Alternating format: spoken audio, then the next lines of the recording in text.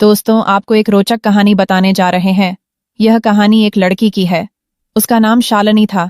शालिनी 32 साल की थी। उसकी शादी को 8 साल हो चुके थे।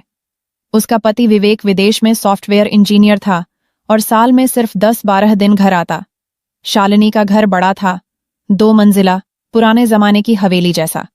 नीचे सास ससुर रहते, ऊपर उसका और विवेक का कमरा और एक अलग कमरा उसका ननदोई रौनक का।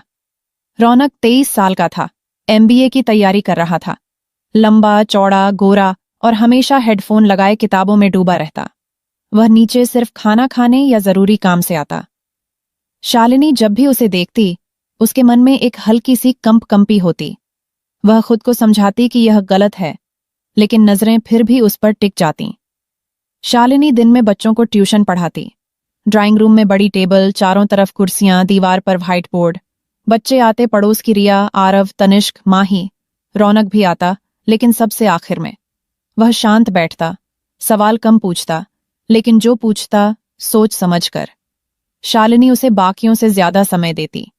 कभी किताब में कुछ दिखाने के बहाने पास जाती, कभी उसकी कॉपी चेक करने के नाम पर देर तक रुकती। बच्चे हंसते। भाभी, रौनक भैया को ही क्यों इतना पढ़ाती हो? शालिनी मुस्कुराकर कहती, वो MBA कर रहा है, थोड़ा एक्स्ट्रा ध्यान चाहिए। लेकिन अंदर से वह जानती थी कि बात कुछ और है। सुबह की धूप कमरे में आती। शालिनी साड़ी का पल्लू संभालती, बच्चों को बिठाती। रौनक ऊपर से आता, हल्की सी मुस्कान देता और अपनी जगह लेता। शालिनी की नजरें उस पर रुकतीं। वह सोचती, कितना शांत है, कितना साफ दिल। विवेक तो फोन पर भी ठंडा हो गया है। रौनक भी कभी कभी उसकी नजरें महसूस करता। वह हेडफोन उतारता, किताब बंद करता और सोचता, भाभी मुझे अलग क्यों देखती हैं? लेकिन वह कुछ कहता नहीं। एक दिन घर में कोई नहीं था।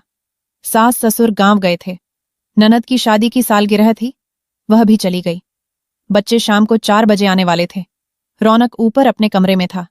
शालिनी ने सोचा, आज मौका है।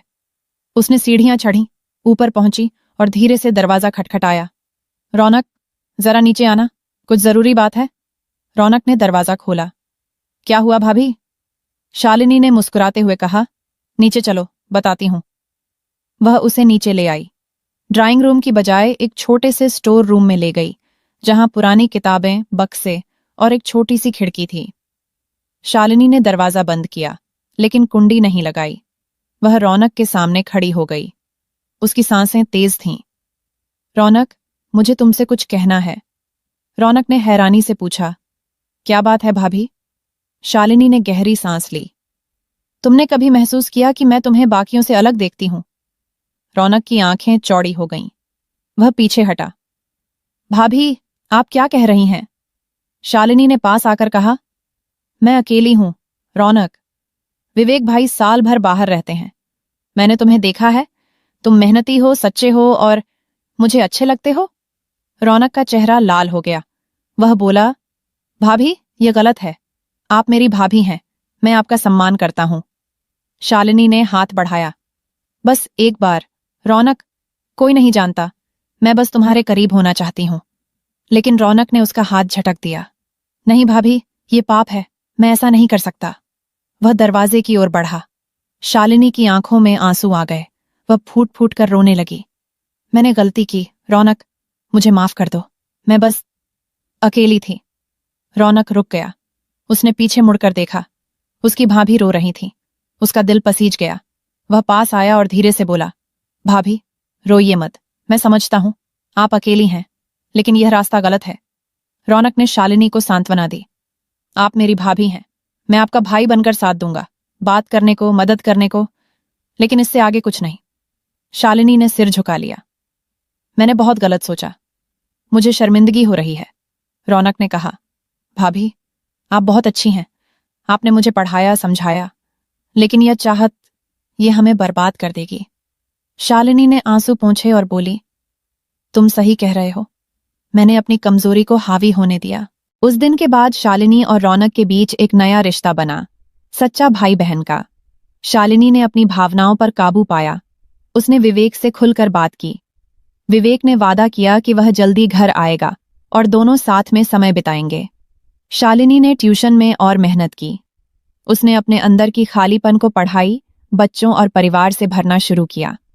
रौनक ने भी शालिनी का सम्मान बढ़ाया। वह अब ज्यादा नीचे आता, परिवार के साथ समय बिताता। उसने एमबीए में दाखिला लिया और मेहनत से पढ़ाई की। शालिनी और रौनक ने कभी उस दिन की बात किसी से नहीं की, लेकिन दोनों ने सीखा कि सच्चा रिश्ता सम्मान और समझ से बनता है, न कि गलत इच्छाओं से। कुछ महीनों बाद विवेक घर लौटा। शालिनी और विवेक ने अपने रिश्ते को नई शुरुआत दी। शालिनी ने अपने अंदर की अकेलापन को हमेशा के लिए अलविदा कह दिया। रौनक ने अपनी मेहनत से एमबीए में टॉप किया। परिवार फिर से खुशहाल हो गया। शालिनी अब बच्चों को न सिर्फ पढ़ाती, बल्कि जीवन के सच्चे मूल्य भी सिखाती। वह कहती, रिश्तों की मर्यादा सबसे ऊपर है। जो गलत रास्ते पर चलता है, वह खुद को और दूसरों को दुख देता है। बच्चे उसकी बातें ध्यान से सुनते। रौनक भी अब क्लास में आता, लेकिन अब उसकी नजरें सिर्फ किताबों पर होती। शालिनी की मुस्कान अब सच्ची होती। वह खुश थी, संतुष्ट थी। एक दिन सास ने शालिनी से कहा, बेटी, तुम बदल गई हो। पहले चुप चुप सी रहती थी, अब हंसती हो, बातें करती हो। शालिनी ने मुस्कुराकर कहा, माँ जी, मैंने सीख लिया कि खुशी बाहर नहीं, अंदर होती है। रौनक ने दूर से यह सुना और मन ही मन मुस्कुराया। उसे पता था कि उस दिन जो हुआ, उसने दोनों की जिंदगी बदल दी, बेहतर के लिए। समय बीता। विवेक ने नौकरी छोड़कर भारत में ही काम शुरू कर दिया। शालिनी और विवेक ने एक छोटा सा स्कूल खोला, जहां गरीब बच्चों को मुफ्त पढ़ाई दी जाती। रौनक ने एमबीए पूरा किया और एक बड़ी कंपनी में नौकरी पा ली। वह अब भी शालिनी को भाभी कहता, लेकिन अब उसकी नजरों में सिर्फ सम्मान था। शालिनी की जिंदगी अब पूरी थी। उसने समझ लिया था कि सच्ची खुशी गलत रास्तों में नहीं, सही रिश्तों और आत्मसम्मान में होती है। वह अब न सिर्फ एक अच्छी पत्नी थी, बल्कि एक मजबूत, आत्मनिर्भर औरत भी बन चुकी थी। दोस्तों, आपको कहानी अच्छी लगी हो तो वीडियो को लाइक करें और चैनल को सब्सक्राइब करें।